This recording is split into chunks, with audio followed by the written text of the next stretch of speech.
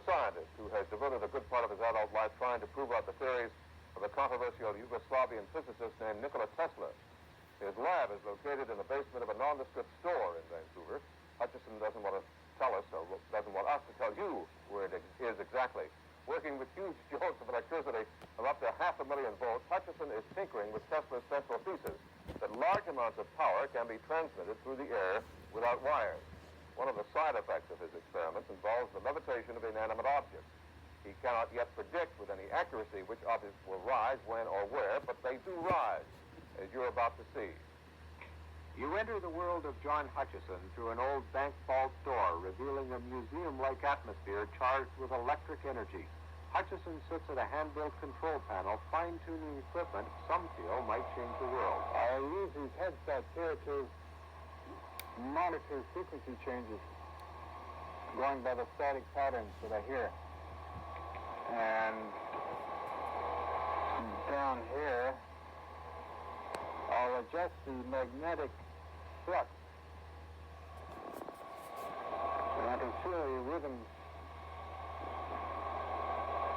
of the energy. The rhythms of the energy are generated by an enormous jumble of strange-looking electronic equipment, much of it hand-built by Hutchison himself. Components include vacuum tubes, 40-year-old technology. Some of the equipment is modeled after that of turn-of-the-century physicist Nikola Tesla. Tesla developed alternating current, the electrical system used today. His experiments included the transmission of energy without wires. Some feel he was the greatest inventor of all time. Hutchison began by duplicating some of his early work. Very similar to Tesla's experiments before the turn of the century, isn't it? Yes, it is. He used very old-fashioned Geissler tubes. This is a modern neon tube. Do you believe that ultimately electricity could be transmitted without wires over long distance? I would think so, by using vacuum tube oscillators. That would do away with high-tension wires ultimately? Yeah.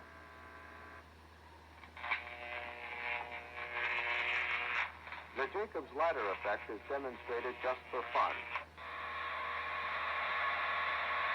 And other effects are duplicated in Hutchison's basement lab. But it was his love of old equipment that led to advanced experimentation. This is an old dynamotor, turn of the century. And I got it from a scrap dealer. And it appears to be the same kind of motor that Tesla used in some of the experiments. Hutchison's equipment combines recycled electronics in huge hand-built coils that together defy some established laws of physics. That's a Tesla coil. In regards to Tesla, it would be probably a very small one. It can fill at about 1.5 million volts. Did you build it? Yeah. How long did it take you to wind something like that? It took me about a week to do the whole coil. The winding itself, I guess, about a day and a half. Hutchison cranks up power of up to 500,000 volts, but the source is just one wall outlet. If he has developed a new source of energy, it uses very little power. He sets up metal and plastic objects in the area he feels things will move, but unexpected articles begin to fly. A sponge beyond the set takes off.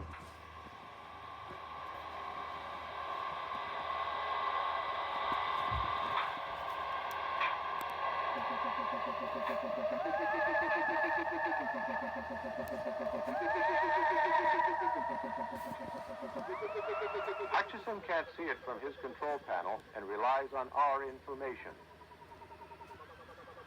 It's very important that can you tell me how long it stayed up on the ceiling? I would say a full second, 1 second, like that. It went up and hit the ceiling 1 second, maybe 2 seconds, and then came down. You're kidding. No.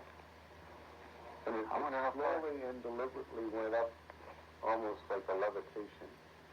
Do you know why this effect is caused? I really don't. I have some ideas in my mind that the being electromagnetic in nature somehow is interfering with the gravitational pull of the Earth.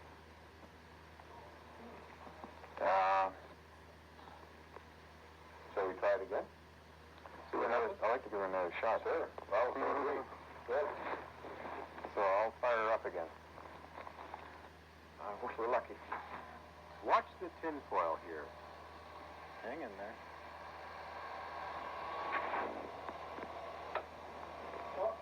The tinfoil is strong. Just point up and flicker it a bit and then drop down. Flickered. Yeah, I just shook. Hot darn. Okay, I'll keep.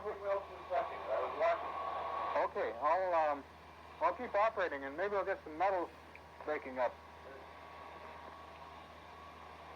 He has indeed broken metal into fragments and lifted an entire snowplow. He just can't predict what will move.